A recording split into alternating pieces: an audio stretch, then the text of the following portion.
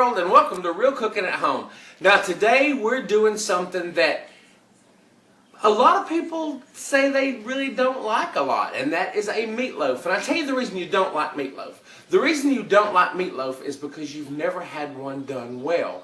We all think of that cafeteria meatloaf, or the hospital meatloaf, or somebody that just throws ground beef in a pan and bakes it meatloaf. But the meatloaf that we're doing today is absolutely chock-a-block full of flavor. It's going to be moist, it's going to be meaty, and it's just going to be delicious. And there's nothing better with mashed potatoes and gravy than a meatloaf.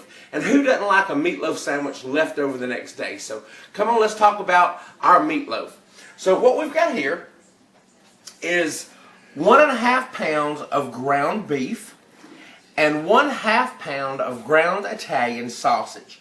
Now, we're going to mix all this up with our hands, but first off we're going to we're going to add 2 beaten eggs, just like that, and everything goes together very, very quickly. Here, we've got, how many breadcrumbs? 2/3 cup. 2/3 cup of breadcrumbs. Italian. This is just going to hold everything together. And I tell you, if we had any, but we don't have any right on hand, panko breadcrumbs are really, really good in the meatloaf. I don't know why, it's just a little bit of difference, but regular breadcrumbs work perfectly as well.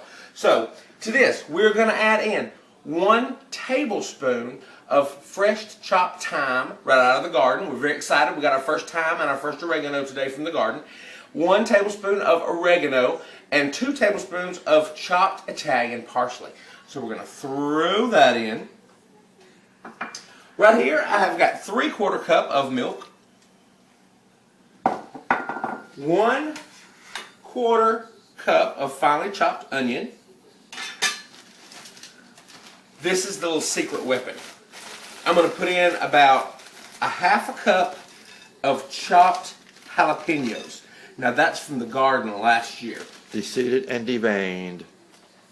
Our jalapenos are going good out there right now, so I can't wait to have those, and we'll put our stuffed jalapeno recipe on there when we get those. But onto this, we're going to put in 1 teaspoon of kosher salt and about 1/2 teaspoon of fresh cracked pepper. That's it. So easy. So simple to put together. Packed full of flavor. You're not going to believe this meatloaf. Your family is going to die and just praise you for this meatloaf. So we're just going to mix everything up with our hands. Now one thing about meatloaf and all meat, all ground meat, is you don't want to over mix. If you over mix your meat, it's going to be tough. So we're just going to mix this enough until it's incorporated together really good. Alright, our meatloaf has come together, and I'm going to put it in this very well used meatloaf pan. Here we go. So simple. Right in there just like this. Be sure to get every little bit of goodness out of your bowl. Pack this right down into your pan. Okay, we've got our meat in our meatloaf pan. This is going to go in a 350-degree oven for about an hour, a little over an hour, or until a meat thermometer inserted in the middle reads 165 degrees. Our meatloaf has come out, and right now what I'm getting ready to do is strain off the fat, because fat in meatloaf ain't good. So we're just going to strain that fat that's cooked off of it.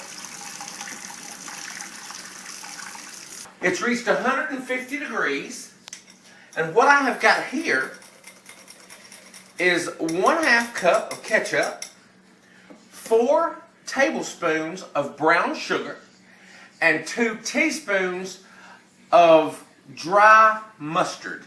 And I'm going to go ahead and I'm going to pour this over the top of my meatloaf, just like this.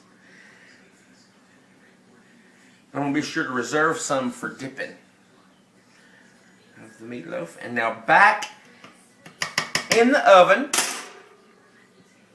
for about 10 to 15 minutes. Okay, our meatloaf is out of the oven. I've let it rest for about 20 minutes. And scroll to the plate. Now don't pay any attention to this other goodness. This twice baked potato with the Parmesan cheese or these speckled butter beans with the okra. We're not worried about those right now. What we are worried about though is tasting of this wonderful meatloaf. So I've taken some of that extra sauce and put it on my meatloaf. And let's taste. And see, it's so tender. Here we go.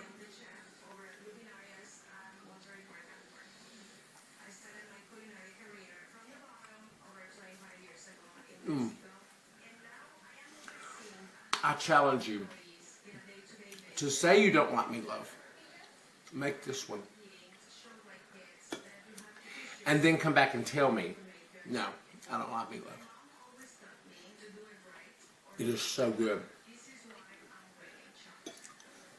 Speckled butter beans that you didn't see me make. Okay, I'm going to go eat supper now. But until next time, make this meatloaf, get in the kitchen,